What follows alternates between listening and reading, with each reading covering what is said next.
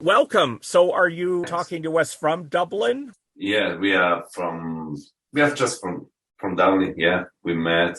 As I understand, your history as a band is a rather brief one so far. You're just getting started. Well, you can say that we had a bit of journey behind us, Yes. Oh, in the sense that we started actually in 2016, but it was very minor stuff. We met on the day job, and and then we just found that we are kind of matching in the style and ideas about music. Then we took it from there, perform in pubs, small gigs. The fact that we recently start to putting our music out there, that's true. well, which instruments do each of you play? I play electric guitar and I do the mixing and mastering, recording. And he played the acoustic guitar as well, and with his unique tuning. And Unique tuning. Oh, is this yeah, a secret, or is there something you can tell us about that? I can tell you, I somehow created the tuning that I'm playing, and we looked carefully in the internet, and it seems that I'm the only person in the world who play with that tuning. You really search long and wide and far to determine that, right? Yeah, I think maybe I'm wrong, but as far as we know and looking into books and stuff, nobody plays like that. Well, that's good. I mean, everybody has to have their own thing, right? Right. And, I mean, we're thinking about, just hearing about the death of Jeff Beck. To anybody who plays guitar, I think owes him some kind of a debt somewhere along the way. Yeah, we just talked about it. Michela told me about the concert he saw him in Italy. Yeah, so two concerts of him. Was there something in particular you admired about his style, or said, I'd like to try to play like that? Or was it were you just so much in awe watching him?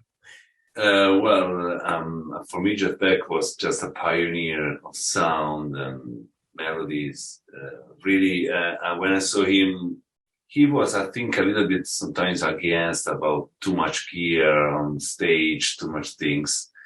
So he came to the stage with just a guitar, a cable, Fender Bassman, and one pedal. That's it. That's it all night. And of course, blues was a big part of what he played, and that also forms the basis for what you guys are doing. Yeah, we had the kind of influence, that shift on the, call it, holy triangle of rock, folk, and blues. Every song is getting from everything, but get closer to some area. Yeah, you can say that. Yeah, well, from the ones tunes I'm hearing that we're also going to be playing here, there's definitely that blues influence. Is there anything else you would cite as something that you really relate to in musical styles? Particularly me, Dire Straits, of course, and Steve Ray Vaughan. I love his style. And what sort of material do you like to write? What type of songs do you write? Well, that's a good question, because it depends. Like, for example, with Emmanuel, I just spontaneously we create music, and we ended up to make an album. Like, it was so smooth. Everything was very, very smooth. Like, I found ideas, and I improvised the solos or the riff, and then he came along with his own groove on acoustic guitar, and was just like that, really. Usually it's not like that. We have to play over and over and over and over to make a very good recording, and I understand that. I was doing that before, but with Emmanuel it was really, really easy to do that. And for him too, to play and to find his own pockets in the songs, And there's some perfectionism going on there. Yeah, yes, there is. Okay. But it's in a good way. Basically, we have already 10 songs recorded.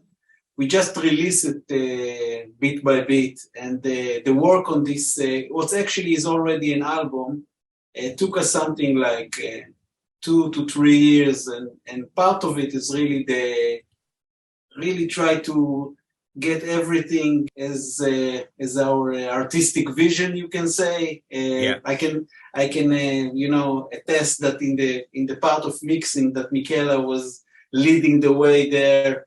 He really, really wants to get something that he's really feel good about, and got us to a higher level of being a musician and results. So you have been touring for a few years now. It says you have done the pub scene in Dublin. Have you been elsewhere? No, not in this Lightning Craft band format, but maybe later on. The plan is to get wider in the scope of performing. The part of the gigs until now was mainly we started with covers. We didn't start with originals. So people were just coming to the pubs to have good time, and we gave them that good time. We had a really fun time seeing so people just dancing around, and late hours of Dublin nights are really interesting, you can say. So it's really was nice experience. Okay, so you're now going to release your first album. There's going to be 10 songs on it. Yeah. Tell us about the first tune that you sent me, which I thought was, a great opener. How did that song come about? You're talking about That's Something. So I believe that these songs came from just try to write to get to the place, maybe you can call it the Beatles zones in some way, just to write something that is simple but catchy and still with something that have his unique spot and unique immediately grab your attention. So I think it's something like that you can say about this song. Unique spark. Yeah. Yes. I'm trying to create it. Me personally, I was following also a lot his voice and the lyrics, because for me it's very important. Guitar riffs and everything. It's not only music; it's something that goes with words, with vocal from my side. So in this case, even the guitar comes along the voice and trying to emphasize some words. Sometimes in your life you encounter in really impressive women, that you feel that they have kind of that's something, something that it's really kind of a secret in one way, and in the other way it's something that you really admire them in a way from the beginning. Well, it defies words and description. Is just that's something. That's something. Exactly. That's something. Okay, we're going to listen to it right now. This is Lightning Craft.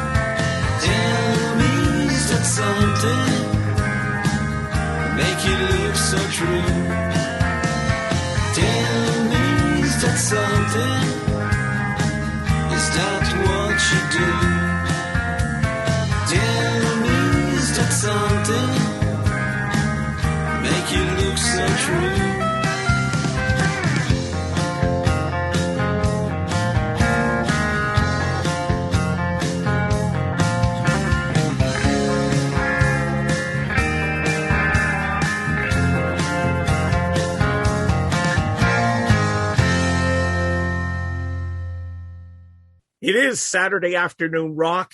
That's something from Lightning Craft. We are speaking with the two men who are at Lightning Craft, Michele and Emmanuel. Glad you stuck around. Lightning Craft, been around for a few years, just about to release your first album. And I guess I have to ask you from this point of view, we do know of some Irish bands, of course, who've made their way onto these shores. We're thinking of artists like Thin Lizzy, the Pogues, U2, and, the Cranberries. We could list more.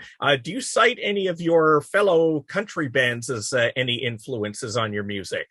This kind of music, like Thin Lizzy, like U2 or the Pogues, probably they belongs to even a different period of Ireland. Like nowadays, Ireland is full of contamination, like music and cultural contamination from all over Europe and Latin America and all over the world. So it's very different now. Yeah, but there is something about what your question, in my opinion, about.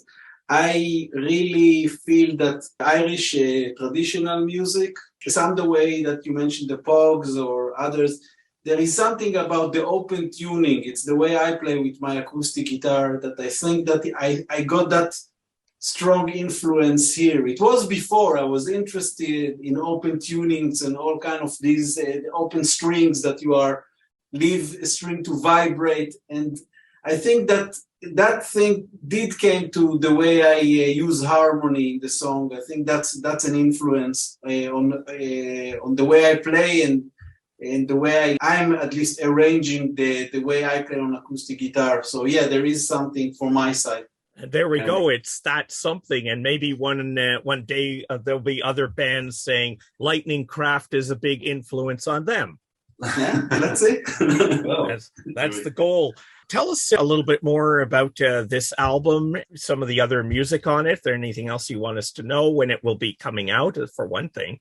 Basically, we start to think about recording an album after we start to make gigs, because we just have this compound. We were so tight together. Yes, exactly. So we could deliver a gig for 2 hours, 3 hours, 4 hours, 2 guitars, 1 mic for the voice, and that's it. And still, this one helped a lot to make the songs better and to work on songs and find the right riffs and life to the song. So then we think, okay, Emmanuel proposed me some new songs that he had, and was just immediately we found out the right things to do, and maybe I can use my studio recording and we can record something and see if it's working. And then from a demo, because we started everything as a demo, and then it became an album basically. And we actually releasing it in kind of you can say it, a modern way. So every 2 months we are releasing a song and the video clip and just sending it around. The height of your creativity at the moment, it sounds like. I think so, yeah. We really did a long way. We prepared in rehearsal, in study. Michele just nailed it into how to mix and master, and I read about and study how to edit video. And so we prepared kind of a holistic approach to the whole project, and now we can really deliver. So it's great. Are there any plans to tour beyond Dublin in the near future? Hope so. We're focusing now on releasing the songs. Then it will be produced a CD also, kind of hardware. And then let's see. We're already working on some for the second album, but I believe that I would like us to have the experience of playing with a full band, like in the album, in front of live audience who already know the music, because we are putting it out there and getting nice responses. Well, as you know, any performer will say there is nothing like playing for a live audience to get that immediate response to the music. Exactly. So when can people get their hands on this album, and how do they go about it? I know they can access some of your music already through the usual sources, but there's a way they can get the whole album. You can let us know. Yeah, the album is basically will be ready, I believe, in about a few months. The songs are there, but the slow release, the way that we are doing it, I say the modern way, not album first and then going around, but all the songs first and then it's all gathered at the end to the album. Whoever is interested, you can look for Lightning Craft on Spotify, on YouTube to see the videos, Lightning Craft on all platforms like Apple Music, iTunes, this kind of logo of two birds on the background. In the background, there's lightning, so they can't miss it. And they can't miss hearing your craft that you're finally honing. So let's talk one more about the other song we're going to play, No Sign of You. Anything you want to tell us about that one? I can say that I really like what Michela is doing there. Guitars work-wise. It really, he mentioned diastrates. There is some Knopfler style. I think he's playing it with his fingers. The whole riffs there. And it's, I brought the song, but what Michela did there with the riffs and the guitar just get it to a totally different level. And it's one of my favorite solos in the album. I think it's close to a perfect solo in my opinion. The way it's built from start to finish in the middle, it's just great. So well, you can't go wrong following Mark Knopfler's style either. Basically, I improvised it like one or two times. I remember something like that. Yeah, you had your time on the solo, but it came out great. Well, Emmanuel and Michele, it's been a pleasure speaking with you and enjoying your music, and I certainly hope we'll be hearing a lot more, and maybe somewhere down the road you'll make your way over to Canada and we can meet in person.